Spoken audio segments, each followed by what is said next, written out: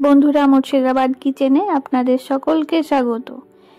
প্রতিদিনের মতো দুপুর ঠিক দুটোয় আজকে আমি আপনাদের সামনে আরও একটি রেসিপি নিয়ে হাজির হয়েছি। আর আজকের রেসিপি পেঁপের বড়ি দিয়ে ফুলকপি ও আলু দিয়ে সিলভার কাপ মাছের ঝোল। তাহলে আসুন বন্ধুরা, রান্নাটা শুরু করি। রান্নাটা শুরু করার জন্য প্রথমে মাছের মধ্যে লবণ দিয়ে দিলাম, তারপর সামান্য একটু হলুদ দিয়ে দিলাম। এবার হাত দিয়ে মাছগুলোকে খুব ভালো করে মাখিয়ে নিতে হবে। আর মাছগুলোকে আমি আগে থেকে কেটে ধুয়ে পরিষ্কার করে রেখেছিলাম। এবার হলুদ ও লবণ মাখিয়ে নিলাম। এবার কড়াইতে প্রথমে সরিষার তেল দিয়ে দিলাম। তেলটাকে গরম করে নেওয়ার পর মাছগুলোকে তেলের মধ্যে দিয়ে ভালো করে ভেজে নিতে হবে।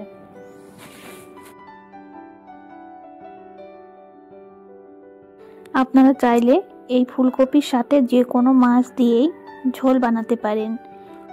তো আমি এইদিকে মাছগুলো ভাজতে থাকি, ততক্ষণ আপনারা ভিডিওটি স্কিপ না করে ভিডিওটি শেষ পর্যন্ত দেখতে থাকুন।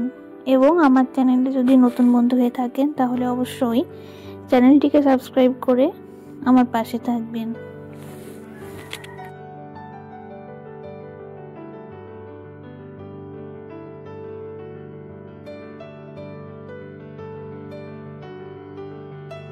আপনারা দেখতে পাচ্ছেন আমি মাছগুলোকে একেবারে কড়া করে ভেজে নিচ্ছি। তো এইভাবে আপনারা খুব ভালো করে কড়া করে ভেজে নেবেন।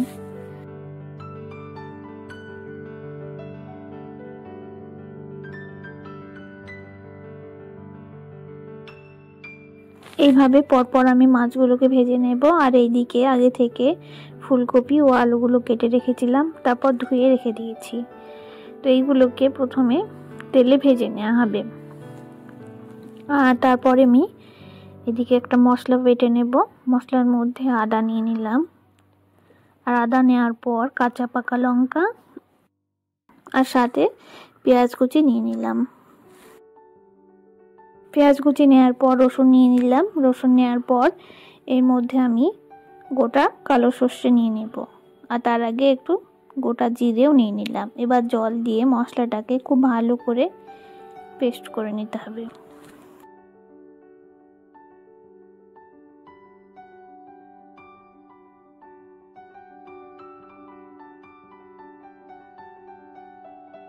আপনারা দেখতে পাচ্ছেন আমি মাছগুলো ভেজে তুলে নিয়েছি। ওই তেলেই ফুলকপিগুলোকে প্রথমে ভেজে নেব।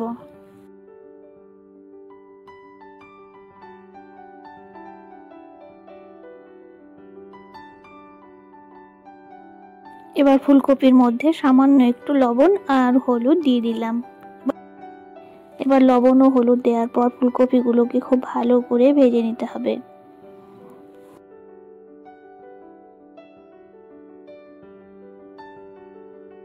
আর এইভাবে ফুলকপিগুলোকে আগে ভেজে নিলে ফুলকপির স্বাদ আরও দ্বিগুণ হয়ে যায়। আমার ফুলকপিগুলো হালকা করে ভেজে নেওয়া হয়ে গেছে। এখন আমি একটা পাত্রে তুলে নিচ্ছি।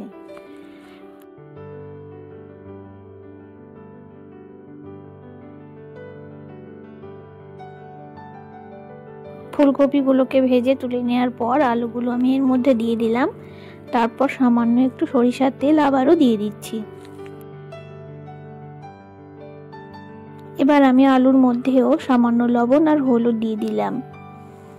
আর তারপর এখানে পেঁপের বড়ি দিয়ে দিলাম। পেঁপের বড়ি আমি 10-12টা মতো নিয়ে নিলাম। এবার একসঙ্গে খুব ভালো করে ভেজে নিচ্ছি।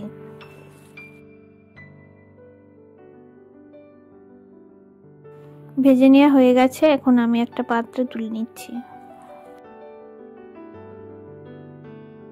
আলু ও বড়িগুলো তুলে নেওয়ার পর আরও একটু তেল দিয়ে দিলাম। তারপর তেলের মধ্যে একটু গোটা জিরের ফোড়ন দিয়ে দিলাম। তারপর ভেজে রাখা সমস্ত সবজিগুলো এর মধ্যে দিয়ে দিলাম। এবার এর মধ্যে আমি বেটে রাখা মশলাটাও দিয়ে দেব। আর মশলা দেওয়ার পর এর মধ্যে ধনে জিরের গুঁড়ো, লবণ, হলুদ আর একটু লাল লঙ্কার গুঁড়ো দিয়ে দেব। তারপর খুব ভালো করে একসঙ্গে কষিয়ে নেব।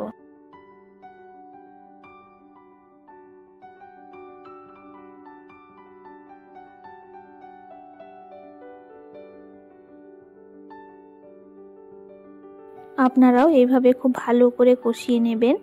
তারপর ঝোল দিয়ে দেবেন যাতে কাঁচা গন্ধ না থাকে। অনেক সময় দেখা যায় খুব ভালো করে কষিয়ে না নিলে আবার কাঁচা গন্ধ থেকে যায়, মানে আদা রসুনের কাঁচা গন্ধ থেকে যায়। তার জন্য খুব ভালো করে কষিয়ে নিতে হবে। আর এইভাবে ফুলকপি খুব ভালো করে কষিয়ে নিলে মাংসের স্বাদকেও হার মানায়।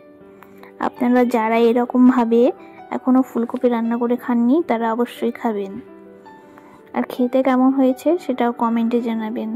এবার আমি এর মধ্যে জল দিয়ে দিলাম। জল দেওয়ার পর ভেজে রাখা মাছগুলো দিয়ে দিলাম, আর আমি এখানে 4 পিস দিয়ে দিলাম, বাকি আমি তুলে রেখে দিয়েছি। এবার একটা ঢাকনা দিয়ে 10 মিনিটের জন্য ঢাকা দিয়ে রাখবো। 10 মিনিট পর দেখতে পাচ্ছেন ফুলকপি আলুগুলো ফুটতে শুরু করেছে আর প্রায় সেদ্ধ হয়ে এসছে।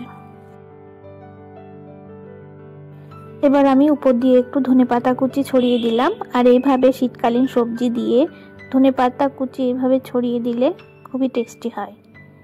এবার সেদ্ধ হয়েছে কিনা দেখে নিচ্ছি, তো সেদ্ধ হয়ে গেছে। এবার আমি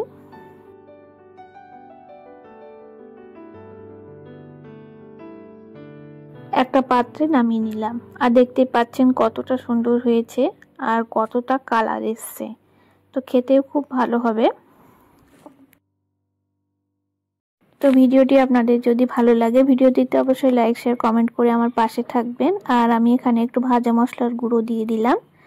আজকের মতো এখানে বিদায় নিচ্ছি, দেখা হচ্ছে আগামীকাল। ধন্যবাদ।